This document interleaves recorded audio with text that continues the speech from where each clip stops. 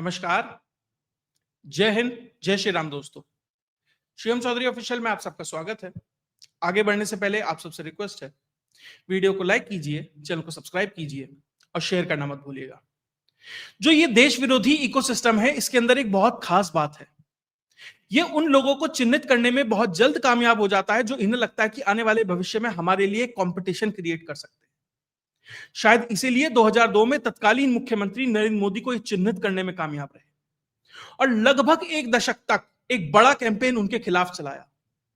लेकिन जिस तरीके से नरेंद्र मोदी उसमें से निकलकर आए, वो एक अप्रत्याशित घटना थी।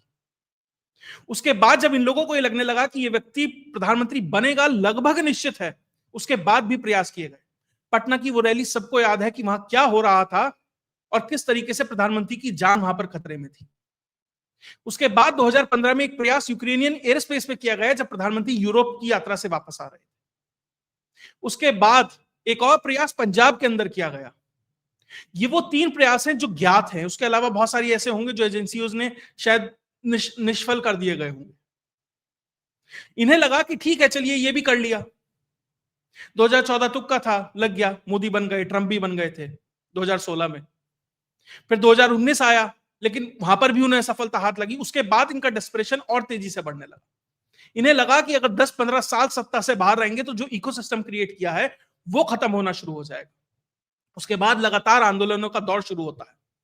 अग्निवीर के नाम पर होता है, SC/ST के नाम पर होता है, किसान आंदोलन होता है, CNRC होता है। हर साल एक नया आंदोलन लॉन्च किया जाता है। और 2024 आते आते स्थिति ये हो जाती है कि प्रधानमंत्री को एक इंटरव्यू में ये कहना पड़ता है कि ना ही सिर्फ अंतरराष्ट्रीय जगत हमारे चुनाव पर नजर रखे है, बल्कि इंटरफेयर कर रहा है।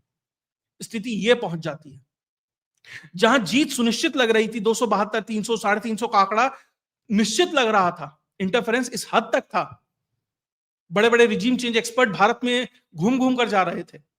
स्थितियां ये पहुंच गई कि वो आंकड़ा मात्र 240 तक रुक गया।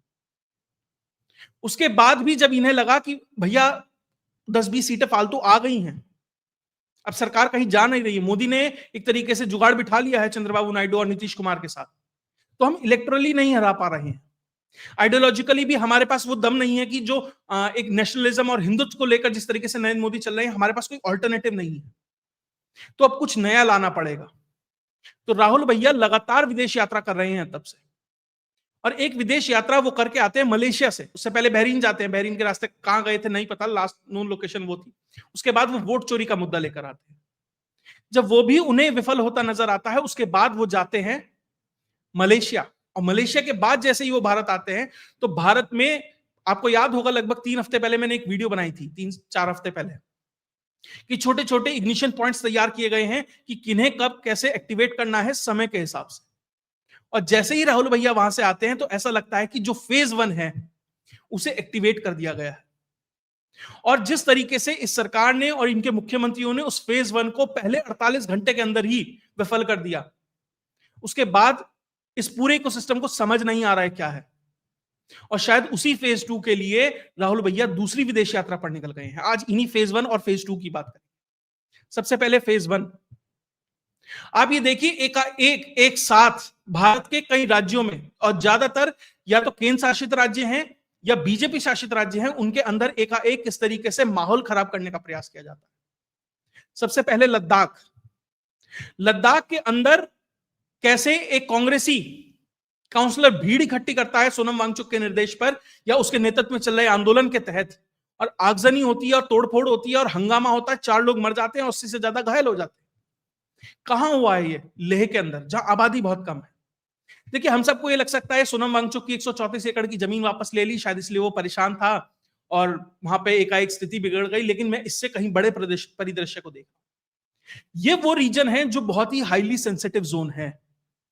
आपको ध्यान होगा जब पिछली बार चाइना के साथ गालवान की घटना हुई थी इस लद्दाख के रीजन में, तो बहुत सारी जो सेना है उसे मोबिलाइज करना पड़ा था वेस्टर्न फ्रंट से ईस्टर्न फ्रंट की ओर, यानी चाइना बॉर्डर पर, और एक वैक्यूम कहें या फौज की कमी कहें, वो वेस्टर्न फ्रंट के ऊपर हो गई थी। उसका फायदा पाकिस्तान ने उठाया था, जिसकी वजह से जो राजौरी और इस तरह के जो जंगल के इलाके हैं, जम्मू रीजन के जो जंगल के इलाके हैं, उसके अंदर वो इन्फिल्ट्रेट करने में कामयाब रहे थे।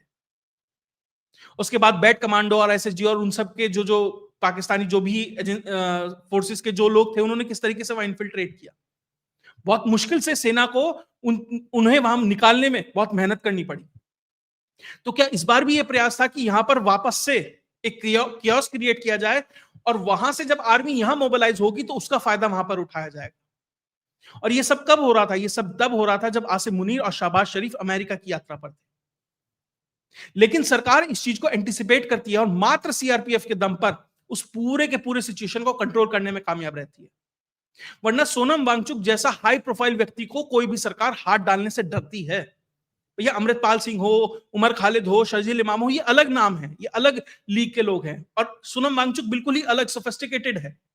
और सरकार अगर एनएसए में उसे उठा रही है तो निश्चित तौर पर कुछ ना कुछ ऐसा सब्सटेंशियल सरकार के पास है कि भैया इस रीजन को कहीं ना कहीं डिस्टेबलाइज करने का प्रयास था शायद, ताकि फौजों की मूवमेंट हो और वहां पर एक वैक्यूम क्रिएट हो और वापस से वहां पर कुछ करने का प्रयास हो। तो क्या लद्दाख में कुछ ऐसा करने का प्रयास था क्या? कम से कम प्राइमा फेसी तो ऐसा ही लगता है। सरकार को इसके हिसाब से भी इंटरोगेशन करनी चाहिए, इस हिसाब से भी उसकी जांच करनी चाहिए, क्योंकि ये ज्यादा सबसे प्रबल चीजें लगती हैं। वरना एकाएक इतनी कम आबादी वाले इलाके में इस तरह की घटनाएं हो जाना अप्रत्याशित है। उसके बाद प्रयास किया जाता है उत्तर प्रदेश में, वो भी भाजपा शासित राज्य है। एकाएक एक आंदोलन खड़ा होता है आई लव मोहम्मद के नाम से। पूरी दुनिया में कहीं किसी को एकदम से मोहम्मद साहब के प्रति बहुत ज्यादा प्यार नहीं उमड़ा। सिर्फ भारत, और भारत में भी उत्तर प्रदेश, मध्य प्रदेश और महाराष्ट्र और इस रीजन में ये प्यार उमड़ रहा है। और ये सारे भाजपा शासित राज्य हैं कि यहां पर किस तरीके से डिस्टेबलाइजेशन लाया जा सके, किस तरीके से क्योस वाली सिचुएशन क्रिएट की जा सके। और यूपी में सिर्फ ये कानपुर से घटना शुरू होती है। और क्या घटना होती है? जानबूझकर वो पोस्टर लगाए जाते हैं। पुलिस कहती है आप ये पोस्टर मत लगाइए, इससे माहौल खराब हो सकता है। कोई परमिशन नहीं ली गई उस जुलूस के लिए, उस कार्यक्रम के लिए। पुलिस उसके लिए एक तरीके से शांति भंग में या उस तरीके सिचुएशन में एफआईआर दर्ज करती है। उसके बाद एकाएक ये मोमेंटम पकड़ने लगता है। यहां पर सबसे बड़ी दिक्कत क्या थी? जो मुस्लिम पक्ष था उसे यह लग रहा है कि भैया जिस तरीके से जो राम मंदिर का फैसला है वो हमारे खिलाफ आ गया, वक्फ का फैसला है वो हमारे खिलाफ आ गया, और मुस्लिम पर्सनल लॉ बोर्ड एकाएक घोषणा कर देता है कि 3 तारीख को भारत बंद किया जाएगा। और ये आई लव मोहम्मद के नाम पर एक पूरा का पूरा कैंपेन उत्तर प्रदेश के अंदर चालू किया जाता है। कानपुर से शुरू होता है। बरेली में क्या स्थिति होती है सब देखते हैं। उन्नाव है, लखनऊ है, भदोही है, वाराणसी है। छोटी बड़ी घटनाएं हर जगह हो रही हैं कि प्रयास है कि कहीं ना कहीं माहौल बिगाड़ा जाए, भावनाएं उत्तेजित की जाए। देखिए वक्फ के नाम पर हो और बहुत सारे जो छोटे मोटे मुद्दे हैं, सीए, एनआरसी, इनके नाम पर आप पूरे मुस्लिम जगत को मोबिलाइज नहीं कर सकते हैं। लेकिन 3 चीज ऐसी हैं जिनके ऊपर आप मुस्लिमों के लिए बहुत जल्दी है, उन्हें बहुत आसान है उसे मोबिलाइज करना। नबी के नाम पर, किताब के नाम पर और के नाम पर आप कुछ भी कीजिए, बहुत आसानी से मोबिलाइज किया जा सकता है। और जब सरकार एक्शन ले तो अंतरराष्ट्रीय स्तर पर यह माहौल बनेगा कि देखिए जो माइनॉरिटी कम्युनिटी है उसके खिलाफ क्या हो रहा है। और उसके बाद एकाएक ये जिद पकड़ लेना कि हम तो इसी के साथ आगे बढ़ेंगे। छोटी सी घटना है, महाराष्ट्र में हुई है, अहिल्याबाई नगर में। सड़क के ऊपर आई लव मोहम्मद की रंगोली बनाई जाती है जानबूझकर, जब अगले दिन वहां दुर्गा पूजा के लिए यात्रा निकलनी है। और उसके बाद जब वो सुबह दिखता है कि सड़क के ऊपर ये चीजें लिखी हुई है तो निश्चित तौर पर एक भीड़ मोबिलाइज होती है। जो ये मोबिलाइजेशन है भीड़ का, भीड़ तंत्र को जो एक्टिवेट करने का प्रयास है वो किया जा रहा है। महाराष्ट्र में हुआ, यूपी में हुआ, यूपी में इतने सारे जिलों के अंदर हुआ। अभी उत्तराखंड की भी खबर आ रही है। साथ ही गुजरात के अंदर जो गरबा के पंडाल है उनके ऊपर पत्थरबाजी की गई है। उसके बाद गुजरात पुलिस ने जिस तरह का एक्शन लिया, गेट तोड़ तोड़ के जो वीडियो सामने आ रही है, अंदर घुस के उन लोगों को चिन्हित किया, पकड़ा गया। और ये सारी जो घटनाएं हो रही हैं, लगभग 48 से 72 घंटे का टाइम फ्रेम है सबका। मतलब छोटा मोटा कहीं पहले से हो रहा होगा, लेकिन जो एकदम से चीजें बढ़ जाती हैं, एकदम से फ्लेम तेज हो जाती है, वो मात्र 72 से 48 घंटे के बीच है सारी घटनाएं। लद्दाख में सरकार उसे दबाने में कामयाब रही, उसके बाद यूपी में ये शुरू होता है। लेकिन यूपी में वो ये भूल जाते हैं कि 2017 से एक ऐसा व्यक्ति है जिसको कोई डिकोड नहीं कर पा रहा है, और वो भली भांति जिस भाषा में जो समझता है उस भाषा में जवाब देता है। और योगी आदित्यनाथ जिस तरह की भाषा का इस्तेमाल आज के समय में कर रहे हैं, यह दर्शाता है कि सिचुएशन ग्राउंड पर किस हद तक खराब करने का प्रयास है। वो कहते हैं कि वो मौलाना भूल गया है कि किसकी सरकार है। क्यों कहना पड़ रहा है इन जैसे शब्दों का इस्तेमाल करना पड़ रहा है? क्यों कहना पड़ रहा है कि कयामत के दिन तक भी भारत में गजवाए हिंद नहीं होगा? क्योंकि उस मेंटेलिटी के साथ समाज के उन बच्चों को आगे किया जा रहा है। जहां पे घटना हो रही है, बरेली बरेली में जो घटनाएं हुई, वहां छोटे छोटे बच्चों को सामने किया गया ताकि कुछ अप्रत्याशित हो और उसका इल्जाम मढ़ा जा सके, माहौल खराब किया जा सके। और ये पूरा का पूरा कैंपेन एक पॉलिटिकली मोटिवेटेड कैंपेन है जिसका इस्तेमाल किया जा रहा है केओस क्रिएट करने के लिए। उसके बाद महाराष्ट्र में बहुत अच्छी तरीके से उसे दबाया जाता है। उसके बाद गुजरात है, यूपी है, उत्तराखंड है। जिस हिसाब से जो चीज एक्शन लिया जाना चाहिए था वो लिया जाता है। बरेली में तो जो मास्टरमाइंड है तौकीर रजा, उसका शॉपिंग कॉम्प्लेक्स सील कर दिया गया है। उसके साथी का एक और कॉम्प्लेक्स है वो सील कर दिया गया है। एक बारात घर है वो सील कर दी गई है। जो फाइनेंशियल नुकसान है वो पहुंचाना शुरू कर दिया गया है, जहां से ये सारा का सारा मोबिलाइजेशन होता है, जहां से ये पूरी ताकत उन्हें मिलती है कि भैया उनका इस्तेमाल किया जा रहा है उनका भी। ये पूरा का पूरा एक फेज 1 था। आप देखिए बिहार में कुछ नहीं हो रहा है, चुनाव आने वाले हैं, क्योंकि उन्हें पता है काउंटर मोबिलाइजेशन हो जाएगा, नुकसान हो जाएगा साहब। आपको कर्नाटक में बहुत कुछ नहीं दिखाई देगा, आपको तेलंगाना में बहुत कुछ नहीं दिखाई देगा, लेकिन ये वो सारे जगह है जो राज्य सरकारें हैं, खासकर बीजेपी से जुड़ी हुई, जो एक सिरदर्द क्रिएट कर सके सेंटर और बीजेपी के लिए, वो प्रयास किया। और ये कब होता है? ये जब होता है जब देश का एक नेता जो अपने आप को जननायक कहता है, वो मलेशिया जाता है और जाकिर नायक से मिलकर आता है। क्या है उसके बाद जाकिर नायक, उसकी बीवी, उसकी बेटी सब बीमार बीमार हो जाते हैं, जो भी है। और ध्यान दीजिएगा, ये फेज 1 जब शुरू होता है उससे पहले वो वहां जाता है, और ये वो इलाका है जिससे ठीक ऊपर गोल्डन ट्रायंगल पड़ता है। गोल्डन ट्रायंगल जहां से सब कुछ खास तरह का पदार्थ निकलता है, जिसने मणिपुर को परेशान किया हुआ है। जो मणिपुर में पूरी सिचुएशन खराब है, मणिपुर म्यांमार उस खास पदार्थ के कारण है, और वो व्यक्ति वहां जाता है। उसके बाद ये सब कुछ शुरू होता है। अब फेज 2 कैसे एक्टिवेट? देखिए फेज 1 तो लगभग सरकार ने दबाने का प्रयास किया, फेज 2 कैसे? अब ये व्यक्ति दोबारा एक यात्रा पर निकला है, और कहां जा रहा है? South America. साउथ अमेरिका उसके लिए और कुख्यात है। 3 जगह है, golden triangle, Myanmar, Thailand, Manipur, ये वाला जो रीजन है, गोल्डन क्रिसेंट अफगानिस्तान, और गोल्डन क्वाड्रिलेटरल पड़ता है साउथ अमेरिका, जहां भाई साहब गए हैं। और उसका एपिसेंटर क्या है? कोलंबिया। और भाई साहब कोलंबिया ही गए हैं, बोगोटा उतरे हैं, और वहां से मेडलिन जाएंगे। और मेडलिन दुनिया का एपिसेंटर है, जहां 80% जो पदार्थ है वहां से आता है। और भाई साहब वहां यात्रा पे गए हैं, और उस देश की यात्रा पर गए हैं। कांग्रेस ये कह रही है भैया वो यूनिवर्सिटी स्टूडेंट से मिलेंगे, पॉलिटिकल लीडर से मिलेंगे, और बहुत कुछ मिलेंगे। वो तो डेमोक्रेसी भी नहीं है आज के समय में कोलंबिया। जिस तरह का राज वहां पर है, जिस तरह की लेफ्टिस्ट गवर्नमेंट वहां पर है, और जिस तरीके से वो काम करती है, वो सबको पता है किस चीज का एपिसेंटर है। और आप वहां डेमोक्रेसी की बात करने जा रहे हैं, तो निश्चित तौर पर कुछ ना कुछ है। देखिए राहुल गांधी के साथ एक खास बात है, वो कोई भी चीज ना छुपाते नहीं है, बहुत अच्छे से एक्सप्रेस कर देते हैं क्या होने वाला है। पहले कह दिया केरोसिन बिछा हुआ है जी, आग लगने वाली है जी, मैं हाइड्रोजन बम फोड़ूंगा, मैं एटम बम फोड़ूंगा, वो पहले से ही बता देते हैं। और पहले से ही उन्होंने बता दिया मैं साउथ अमेरिका जा रहा हूं, और किस देश जा रहा हूं। तो क्या ये फंडिंग को अरेंज करने का कोई तरीका है क्या? या जैसा वो शोएब चौधरी कहता है, बांग्लादेश का पत्रकार, की उनका कोई रिश्तेदार कोलंबिया में रहता है, उससे मिलने गए हैं क्या? एक और चीज ध्यान रखिएगा, एक प्रोग्रेसिव अलायंस करके दुनिया में एक संगठन है जो लगभग 140 पॉलिटिकल पार्टीज को साथ लेके चलता है। ये सारी political parties left leaning political parties हैं, जिनका सिर्फ और सिर्फ इस प्रोग्रेसिव अलायंस का एक ध्येय है कि किस तरीके से पूरी दुनिया में से जो राइट विंग पॉलिटिक्स है वो खत्म हो और लेफ्ट विंग पॉलिटिक्स की तरफ बढ़ा जाए। 140 पार्टियां हैं उसमें। अमेरिका की डेमोक्रेट है, लेबर पार्टी है इंग्लैंड की, एसडीपी है जर्मनी की, वर्कर्स पार्टी है ब्राजील की, भारत की है कांग्रेस पार्टी और समाजवादी पार्टी, ये दोनों उसका हिस्सा है। आप समझिए किस हद तक पूरी दुनिया में एक नेटवर्क सेट किया गया है, और किस नेटवर्क से ये लोग कनेक्टेड है। और राहुल गांधी की जो यात्रा हो रही है साउथ अमेरिका में, वो एक और चीज से कोइंसाइड हो रही है। वहां पर एक राइट विंग गवर्नमेंट है, पेरू के अंदर, पेरू नाम का एक देश है। अमेरिका, साउथ अमेरिका में बहुत सारी डेमोक्रेसीज हैं नहीं, या जो हैं भी तो बहुत कमजोर हैं। तो राहुल गांधी किस तरह की डेमोक्रेसी वहां सीखने गए हैं या सिखाने गए हैं, ये मतलब कम से कम मेरी समझ से तो बाहर है। और जहां ये गए हैं साउथ अमेरिका में, वहां पे पेरू नाम का देश है जहां पे राइट विंग गवर्नमेंट है, जिसके खिलाफ तथाकथित जेनजी आंदोलन चल रहा है। तो क्या जो जननायक वहां पर गया है वो एक तरीके से देखने गया है कि भैया क्या चीज कैसे कैसे होती है, क्या अच्छा ये ऐसे होता है, आंदोलन ऐसे होता है, इसमें ये स्ट्रेटेजी, क्या उसको रेप्लिकेट किया जाएगा भारत में लाकर,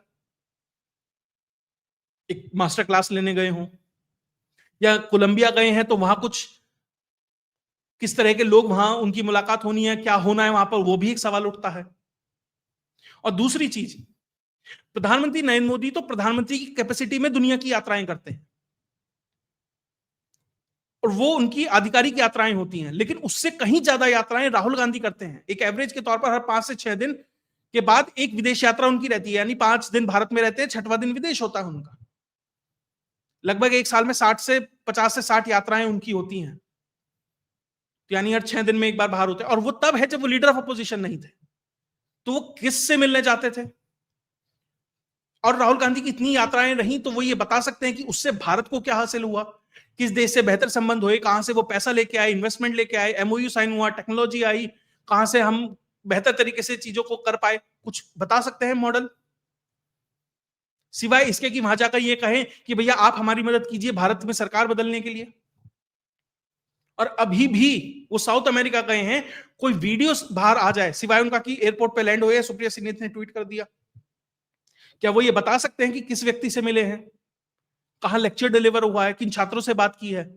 दिक्कत क्या है ना, जब वो बाहर आता है तो वो ट्रोल मटेरियल बन जाता है, और फिर लोग ढूंढने लगते हैं, अच्छा ये तो मुस्लिम ब्रदरहुड का व्यक्ति है, ये आईएसआई का व्यक्ति है, ये फला काउंसिल का व्यक्ति है, ये ऑर्गेनाइजर जो पीछे बैठे हुए हैं। फिर वो चिन्हित होने लगते हैं, फिर और दिक्कत हो जाती है। फिर सीआरपीएफ को कहना पड़ता है कि राहुल गांधी तो बिना बताए विदेश यात्रा पर चले जाते हैं। क्या इसीलिए बिना बताए विदेश यात्रा पर चले जाते हैं? तो जिस तरीके से कम से कम इस पूरे इंसिडेंट्स को, पिछले कुछ महीने के इंसिडेंट्स को मैं फेज 1 फेज 2 में देख रहा हूं, कि पहले एक प्रयास किया गया, देखिए, और ये तैयार हो जाता है धनखड़ साहब से। धनखड़ साहब है, ऑप सिंदूर है, उसके बाद ये छोटी छोटी घटनाएं हैं। पिछले वीडियो में मैंने आपको बताया था कि कौन कौन सी जंगें तैयार की गई हैं, और इस बार है कि कौन कौन सी जंगें तैयार करके ट्रायल कर लिया गया है, ट्रायल रन हो चुका है। अब फेज 2 आएगा, और ध्यान दीजिएगा फेज 2 के बाद फेज 3 भी आएगा, फेज 4 भी आएगा। ये प्रयास जब तक चलता रहेगा जब तक सरकार को ये गिराने में कामयाब ना हो। लेकिन ध्यान रखिएगा, सरकार कहीं नहीं जा रही। प्रधानमंत्री नरेंद्र मोदी तब तक प्रधानमंत्री हैं जब तक वो चाहते हैं, कम से कम आज की स्थिति में। और कई मध्यवर्ती चुनाव होता है, कुछ होता है, तो वो भी प्रधानमंत्री ही तय करेंगे कि भैया अब मैं जाना चाहता हूं ताकि मैं और बेहतर स्टार्ट ले सकूं, क्योंकि इन लोगों में फिलहाल वो दम नहीं है कि कुछ कर सके। अब इन्हें बहुत उम्मीद है कि डोनाल्ड ट्रंप बड़ा शहबाज शरीफ और इनके आसिम मुनीर के गले लग रहा है, बहुत कुछ भाई साहब वो उसका इस्तेमाल वेस्ट एशिया में कर रहा है। ठीक है, भारत के लिए भी परेशानियां हैं, दिक्कत है, लेकिन समझ भारत संभाल लेगा। और एक और चीज कहता हूं, जो बहुत लोग अति उत्साहित हो रहे हैं ना कि भैया देखिए बांग्लादेश में प्रदर्शन हो रहा है, हम भारत से मिलना चाहते हैं, पीओके में प्रदर्शन हो रहा है, भारत से मिलना चाहते हैं, बहुत अच्छी बात है। हम तो चाहते हैं भारत का विस्तार हो, लेकिन अभी थोड़ा सा वेट करने की जरूरत है, क्योंकि जो ये सब केओस चल रहा है कि क्या ये जानबूझ के क्रिएट किया गया है भारत के लिए कि रिफ्यूजी क्राइसिस जैसी सिचुएशन क्रिएट करने के लिए, क्योंकि अमेरिकन फोर्सेस आज के समय में बांग्लादेश में है। मैं ये नहीं कह रहा, हो सकता है स्वतः हो सकता है भारत से प्रेरित हो, और हो सकता है कि ये जिस तरफ मैं इशारा कर रहा हूं वो हो। अभी इसलिए थोड़ा रुकिए, थोड़ा देखिए क्या चीजें चल रही हैं। बहुत कुछ इस पूरे एरिया में आपको आने वाले समय में होता दिखाई देगा। लेकिन जो लोग भी बैट लगा रहे हैं मोदी के अगेंस्ट, उन्होंने जिसके ऊपर बैट लगाया है वो घोड़ा बहुत अच्छा नहीं है, इसलिए बार बार असफलता उन्हें हासिल हो रही है, और इसीलिए निश्चिंत होकर प्रधानमंत्री नरेंद्र मोदी खेल रहे हैं। खैर, इसमें जो भी डेवलपमेंट होगा, जो भी चीजें सामने आएंगी, लेकिन कुल मिलाकर चीजें बहुत डायनेमिक रहने वाली हैं, चीजें बहुत कुछ होने वाली हैं। तैयार रहिए, समझिए कि कोई घटना क्यों हो रही है, उसके पीछे की असली कारण क्या है, और जो भी इस पर डेवलपमेंट होगा वो हम आपके साथ लेके आते रहेंगे। अगर आपको वीडियो विश्लेषण अच्छा लगा तो वीडियो को लाइक कीजिए, चैनल को सब्सक्राइब कीजिए और शेयर करना मत भूलिए। जय हिंद, जय भारत।